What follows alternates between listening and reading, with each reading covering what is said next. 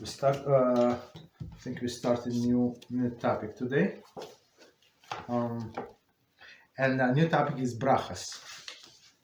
Okay, so let's see. So the first part is Netilas Yadayim, the obligation.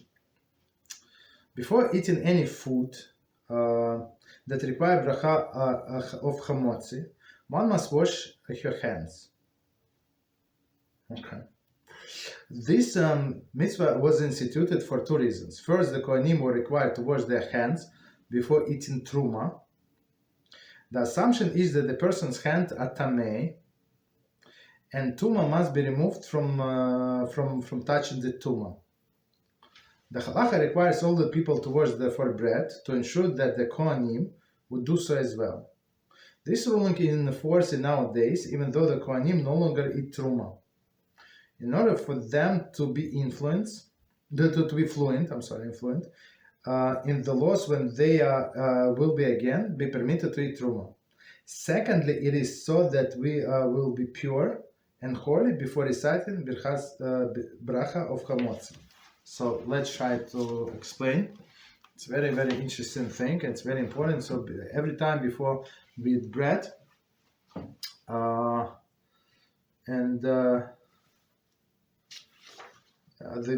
I'm going to give the definition of bread, but since it's a separate class and we cover it in different class, but I'm going to give a quick summary.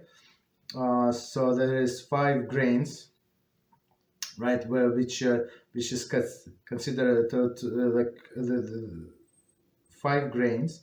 So the flour mixed with water of these 5 grains is considered to be bread, right? Of course, it could have eggs and other ingredients, but basically it must be like water, one of the ingredients, right? So if it says mostly juice, for example, right, it's most likely Mizrachi. Not always, but more in many cases. Okay. So 5 grains, and why do we wash our hands? I mean, maybe we can wash like under the sink, in a sink. So they say no, absolutely not. You have to wash it with a vessel, right? And it was done for a Kohanim. So Kohanim were given truma. So what is truma? Is approximately 1 or 2% of all of the produce, right? Special produce. Let's say these 5 grains. Let's say, or oil or wine that the person would get.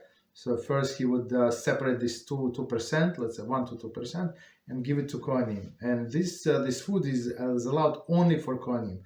Non-Kohen cannot eat it, right? So special. That food had special holiness, and before eating they would wash their hands the way we wash today, before the bread. Okay, so of course we don't have a holy temple. I think it's one of the things that were one of the, if I remember correctly, it's one of the 7 laws that our rabbis added for us, right? We have 613 from the Torah and 7 from rabbis, so this is one of them. Okay, so why? And as the author just explained, because so everybody gets so used to washing their hands, so when the time comes when we have a third temple and Kohanim again can eat truma, so it would be not something foreign for them. They would like from the childhood, everybody would wash their hands, so they would know what to do. Okay. So and as the author said, to remove tuma. Tuma is a spiritual impurity. Okay. So continue. So one more time, if it's bracha of muktzeh, and just to remind us, even though we said bread, yeah, we said many times, but we said if a person is going to eat even cookies or cake in an amount of 8 ounces, and it's going to be his meal or her meal, so that person must also wash hands and say Berachos Hamazon, say muktzeh, even though otherwise she would say Mizrachi.